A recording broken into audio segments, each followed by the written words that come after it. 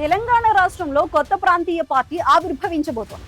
ఈ నెలలోనే ఆ నాయకురాలు పార్టీ ప్రకటన చేయబోతున్నారు. సర్వజనుల హితమే తమ పార్టీ లక్ష్యం అంటూ ముందుకొస్తున్నారు. మరి మెట్టినింటి జిల్లాలో ఆ నాయకురాలతో కలిసి వచ్చేవారెవరు? ఇందూరు నుంచి ఇన్నేళ్లుగా రాజకీయం చేస్తూ వచ్చిన ఆ నాయకురాలు భవిష్యత్తులో పోటీ చేసే నియోజకవర్గం ఏది?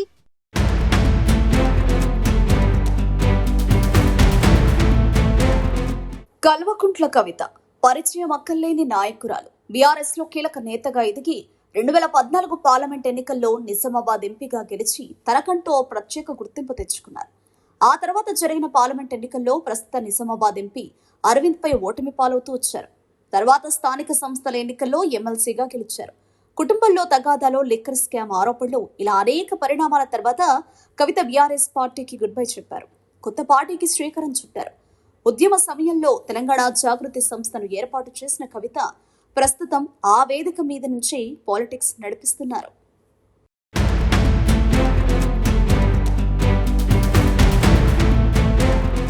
కవిత పెట్టబోయే పార్టీ రిజిస్ట్రేషన్ కూడా పూర్తయింది. ఈ నెలలో సభ ఏర్పాటు చేసి కొత్త పార్టీని ప్రకటించబోతున్నారు కవిత. పార్టీ పేరును గోప్యంగా ఉంచారు. ఈ నెలలో పార్టీ ప్రకటన ఉండబోతోంది. అయితే తెలంగాణ జాగృతి పార్టీ అని కొందరు, తెలంగాణ సర్వజన పార్టీ అని కొందరు, లేదు తెలంగాణ రాష్ట్ర సమితి పార్టీ అని ఇలా కవిత పార్టీపై ఊహాగానాలు వస్తున్నాయి. సర్వజన హితం కోసం కొత్త పార్టీతో, కొత్త పాలసీతో ముందుకొస్తున్నానని కవిత ప్రకటించారు. తాను పెట్టబోయే పార్టీలో యువత, మహిళలకు అధిక ప్రాధాన్యత ఉంటుందంటున్నారు. తమ పార్టీ ఆలోచన విధానం డిఫరెంట్ గా ఉంటుందని చెప్పుకొచ్చారు కవిత. ప్రజల సమస్యలపై పోరాటం ఉంటుందని, బీసీ రిజిస్ట్రేషన్ల కోసం దేశవ్యాప్తంగా పోరాటం చేస్తామన్నారు. 2 జాతీయ పార్టీలను టార్గెట్ చేస్తూ కొత్త పార్టీ ఉండబోతుందని నిజామాబాద్ గడ్డ మీద చాలా ఉత్సాహంగా చెప్పుకొచ్చారు.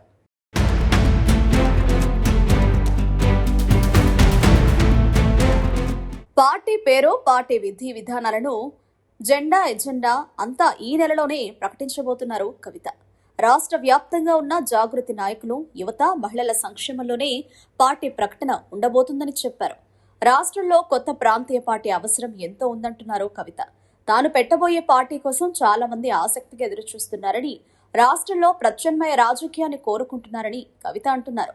మరి కవితతో కలిసి వచ్చేవారెవరు, నడిచొచ్చేవారెవరనేది హాట్ టాపిక్ గా మారింది. కవిత పార్టీతో ఏ పార్టీకి లాభం, ఏ పార్టీకి నష్టం అన్న చర్చ కూడా జరుగుతోంది.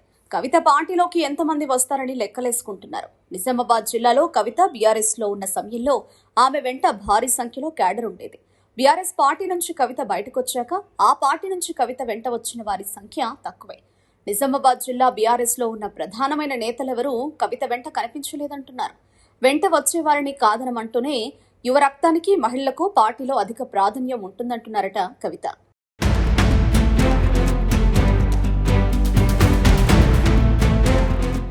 ఎన్నికల నాటికి తెలంగాణలో కొత్త పార్టీని రాష్ట్రంలో ప్రధాన శక్తిగా తీర్చిదిద్దడమే లక్ష్యంగా పెట్టుకున్నారట కవిత. వచ్చే ఎన్నికల్లో కవిత నిజామాబాద్ జిల్లా నుంచే పోటీ చేసే అవకాశాలు ఎక్కువగా ఉన్నాయంటున్నారు. కవిత రాజకీయ ప్రస్థానం మెట్టినిలైన నిజామాబాద్ నుంచే మొదలైంది. ఆమె బోధన్ నియోజకవర్గం నుంచి పోటీ చేసే అవకాశాలు కూడా ఎక్కువగా ఉంటాయని తెలుస్తుంది. అయితే కవిత కొత్త పార్టీలోకి కాంగ్రెస్, బీజేపీ నుంచి వచ్చే నాయకులు ఎవరన్న దానిపై ఆసక్తి నెలకొంది. ఈ నెల 25 దాకా మ్యాటర్ సస్పెన్స్ అంటున్నారంతా.